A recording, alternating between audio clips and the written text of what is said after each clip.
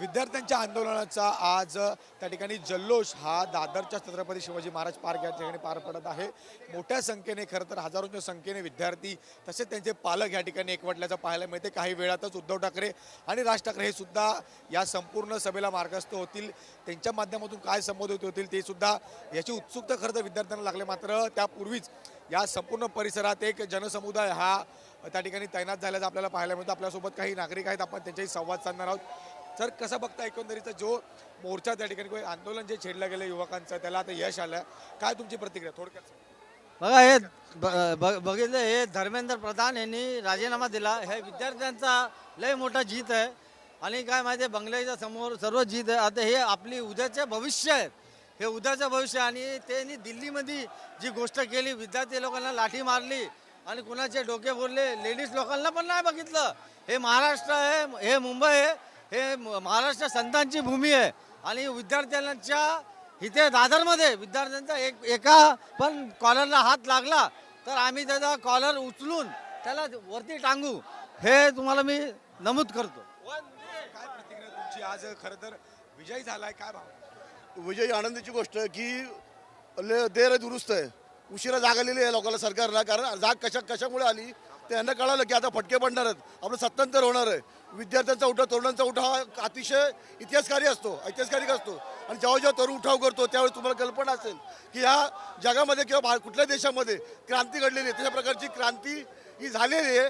त्यांनी प्रधानांनी राजीनामा जर दिला नसता तर मोठ्या प्रमाणामध्ये त्यांना या संघर्षाला सामोरं जावं लागलं असतं, सत्तांतर झालं असतं। आणि अशा प्रकारे हे जे चाललेला अतिरेक हा अतिशय लांछनास्पद आहे, त्यांचा निषेध करणं तेवढं कमी आहे। आणि म्हणून मला असं वाटतं की आज माझी मुलगी देखील डॉक्टर आहे, गेली 7 ते 8 वर्ष तिने एवढं स्ट्रगल करते, मुश्किलने 2 तास किंवा 1 तास जेवायला किंवा यायला उठते, झोपायला उठते।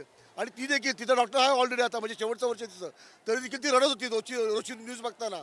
आणि म्हणजे विद्यार्थी ज्यांना अजून त्यांचं करिअर घडवायचं आहे, ती पण आलेली माझी मुलगी, तिथे इथे सुरू असेल माऊलमध्ये, तुझ्या पप्पा मी येणार, म्हणजे ती रोज रडायची न्यूज बघताना। ज्या पद्धतीनं या अमानुष लाठीचार्ज करायचे, लाठी हल्ला करायचे, हा अतिशय दुर्दैवी होता।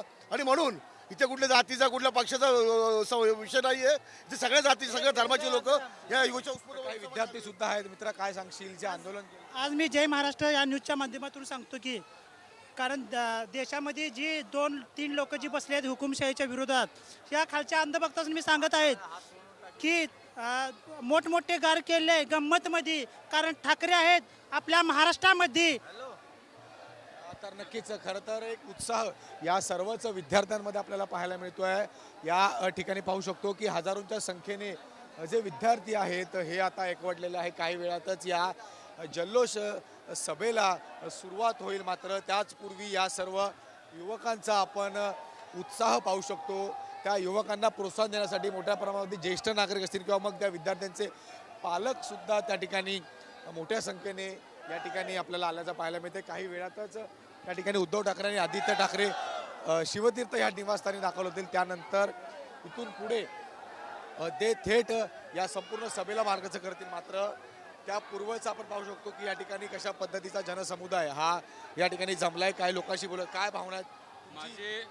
माझे महाराष्ट्राच्या सगळ्या मंत्र्यांना अशी सूचना आहे की या मोठ्या घटनेतून त्यांनी बोध घ्यावा, ही त्यांच्यासाठी सुद्धा धोक्याची घंटा आहे। कारण एक मराठी तरुण ज्या अर्थी दिल्लीला जाऊन पूर्ण देशाला हादरू शकतो, शिक्षण मंत्र्याचा राजीनामा घेऊ शकतो, तर महाराष्ट्रातील प्रस्थापित नेते यांनी सुद्धा यातून बोध घ्यायला हवा। स्थानिकांचा रोजगार, स्थानिकांचं एज्युकेशन याच्यासाठी प्रामाणिकपणे काम करा आणि महाराष्ट्रात होणारे साठी सुद्धा त्यांनी तत्पर राहून काम करायला हवं।